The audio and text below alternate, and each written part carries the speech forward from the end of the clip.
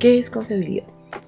Cuando hablamos de confiabilidad hablamos de que en pruebas psicométricas se refiere a la consistencia y estabilidad de los resultados obtenidos al aplicar la prueba en diferentes condiciones o momentos. Entonces, pues en otras palabras, la confiabilidad pues, se refiere a la capacidad de una prueba para producir resultados consistentes y reproducibles. Confiabilidad, bueno, hay tres definiciones. Según Borja en 2015, se refiere a la capacidad que tiene una medida obtenida de poder generalizarse a otras situaciones. Entonces es como la exactitud, la precisión con la que un instrumento mide un objeto. En términos estrictos, la confiabilidad sería la ausencia de errores de medición. Según Nunnally y Bernstein, en 1995, la medida es confiable si conduce a los mismos resultados o a resultados muy similares, sin importar las oportunidades de que ocurran variaciones, que me parece que es como la más acertada, ya que siempre van a haber errores de medición. Y el modelo lineal clásico de la teoría de las pruebas, la cual, bueno, aquí pongo la ecuación. Entonces se habla de error de medición, el cual es todo aquello que como parte de la puntuación obtenida por el sujeto de la prueba difiere de la puntuación verdadera.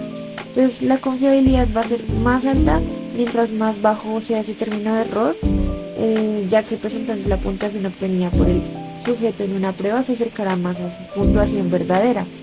Como tal, dentro de los métodos de confiabilidad encontramos la consistencia entre formas, la cual se refiere a la medida en la cual un instrumento de medición o una prueba produce resultados consistentes. Esto básicamente es cuando se administra en diferentes momentos o a diferentes grupos de personas. Y también se refiere a la estabilidad de los puntajes que la prueba puede llegar a tener a lo largo del tiempo entre diferentes administraciones de la prueba. Por ejemplo, si una prueba de personalidad es consistente en sus resultados, cada vez que se administra, se le puede aplicar a la misma persona en diferentes momentos. Y gracias a esto se considera que tiene una consistencia de formas para que se le dé validez a la prueba. Gracias a esto se implica que la prueba es confiable y que los resultados pueden considerarse consistentes y precisos. Bueno, pues como tal, cuando hablamos de consistencia de calificadores, también tiene pues diferentes nombres que se llama confiabilidad interobservador o confiabilidad entre evaluadores. Se habla de un aspecto muy importante dentro de toda la evaluación de pruebas psicométricas, dado a que es más específico hacia toda la parte quali, ¿no? Entonces estamos hablando como de todo aspecto que involucra como una evaluación subjetiva, que involucra como el juicio de una persona, ¿no?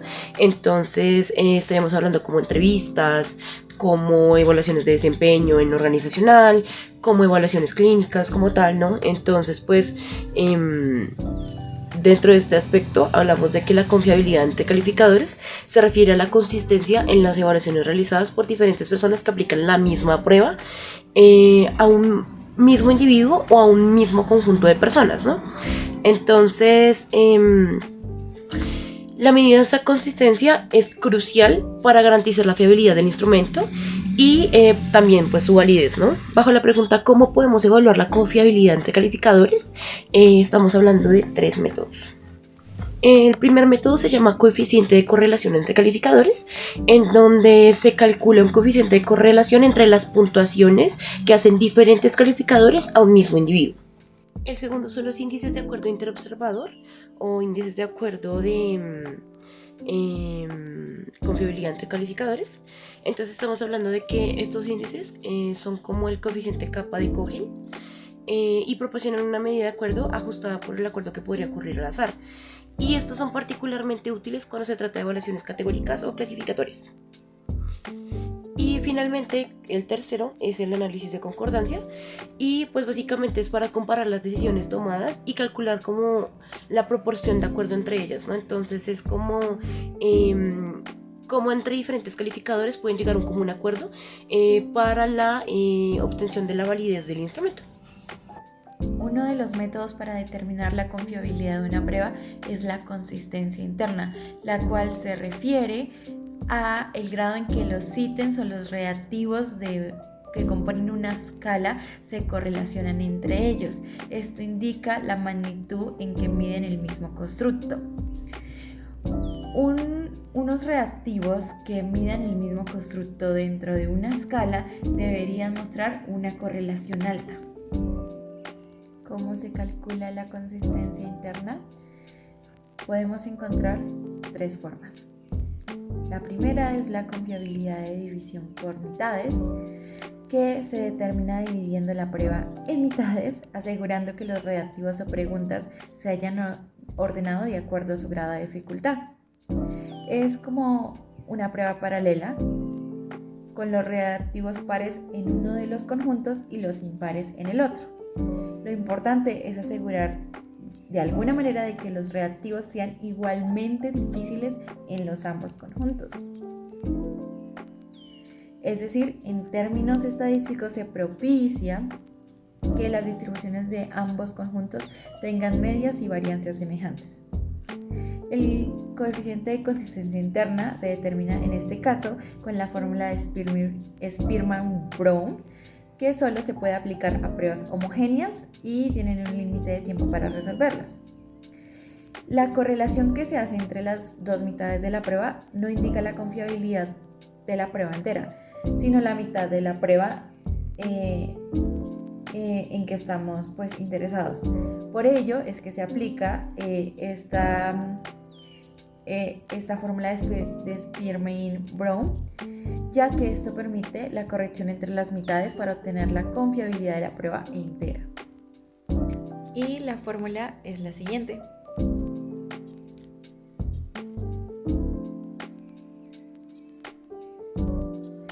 De segundas tenemos el coeficiente alfa de Cronbach, el cual es el equivalente matemático del Kuder-Richardson, pero este es para escalas politómicas, a diferencia de el Richardson, que es para escalas dicotómicas.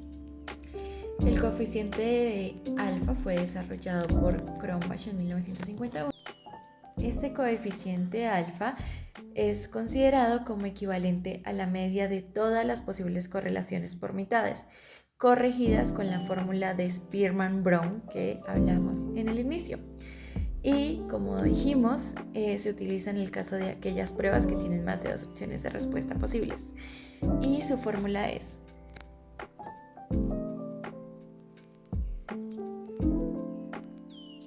por último, se encuentra la fórmula KR20 o Kuder-Richardson 20, que se indica para escalas dicotómicas específicamente y se emplea para establecer la fiabilidad de un examen a partir de las características estadísticas de las preguntas que tiene el mismo.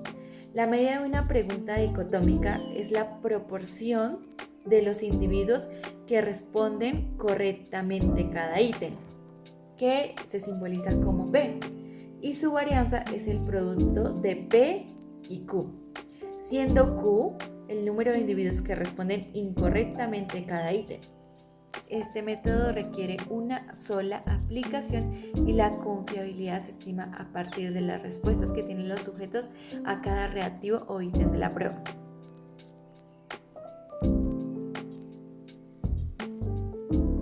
Hay diversos tipos de errores o de fuentes de error en la medición de la confiabilidad, de los cuales voy a hablar.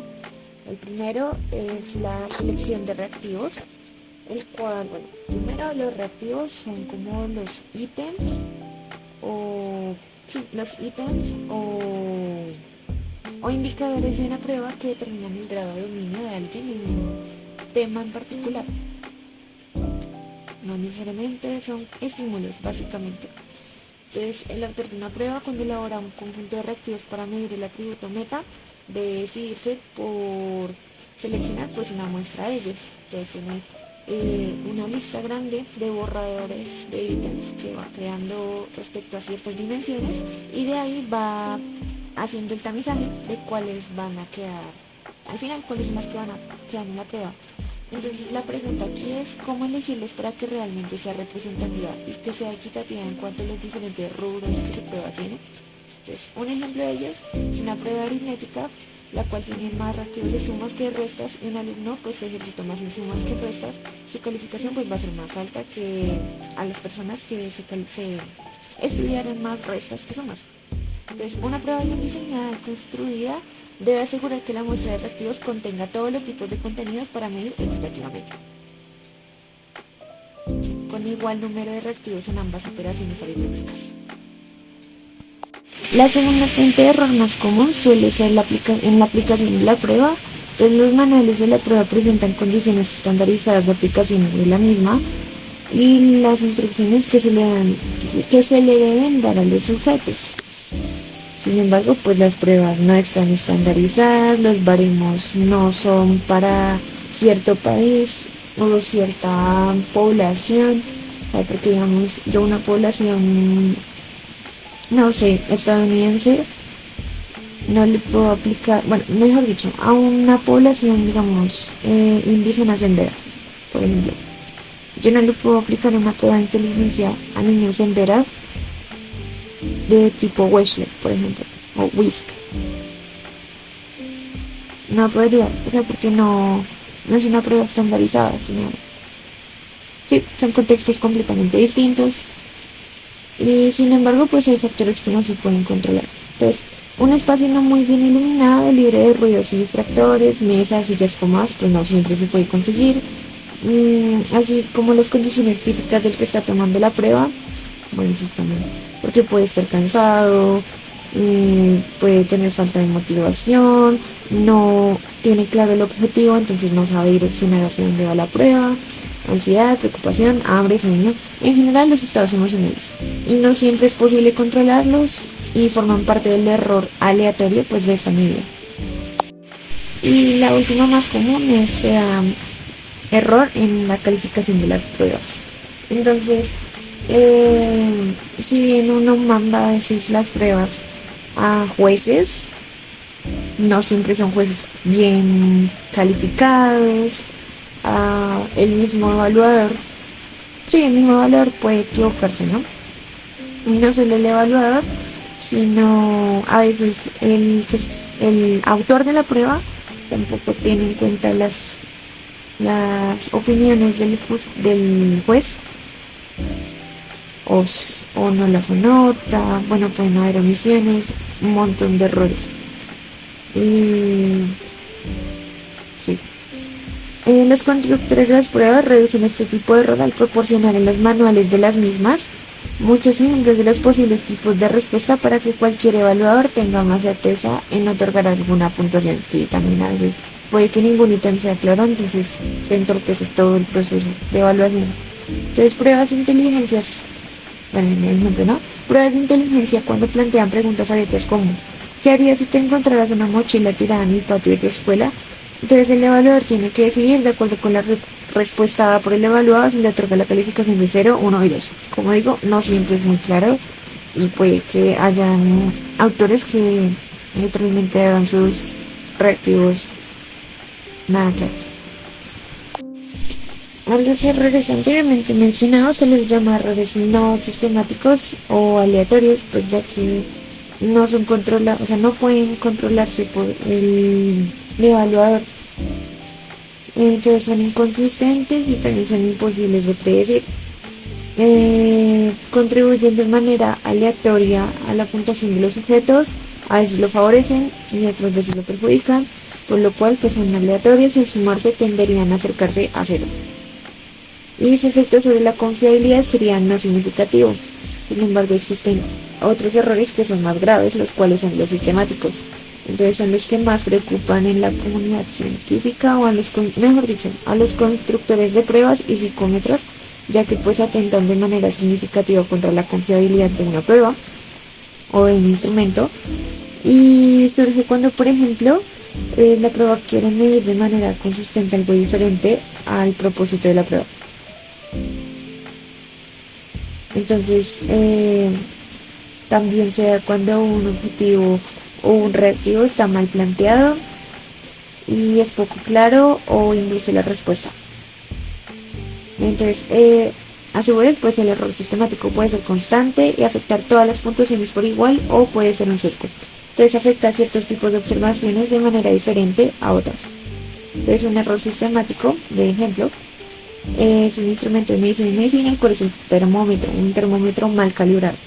Entonces siempre marca 3 grados de más. Y para minimizarlo, hay 3 maneras mencionadas para evitar estos errores de medición, o bueno, no evitarlos, pero minimizarlos, sobre todo los errores sistemáticos. Entonces el primero es seguir las condiciones del psicómetra o sí, para la elaboración de pruebas. Sin embargo, a pesar de que a veces se tiene mucho cuidado, no se puede, como dije anteriormente, no se pueden controlar todas las variables. Entonces, la única manera de asegurar que una prueba puede ser utilizada de manera confiable es mediante técnicas estadísticas, o sea, obtener mediante técnicas estadísticas los coeficientes de confiabilidad de las pruebas. Y por último, para que una prueba se publique, por lo general los editores exigen datos sobre la confiabilidad y la validez, así que sí o sí, pues toca aplicarlos. Así pues verifican que o están seguros de que las pruebas que existen en el mercado son oficiales, son confiables y se pueden aplicar a los sujetos que los requieran. No pruebas que se bajan en internet ni de fotocopias o plagio.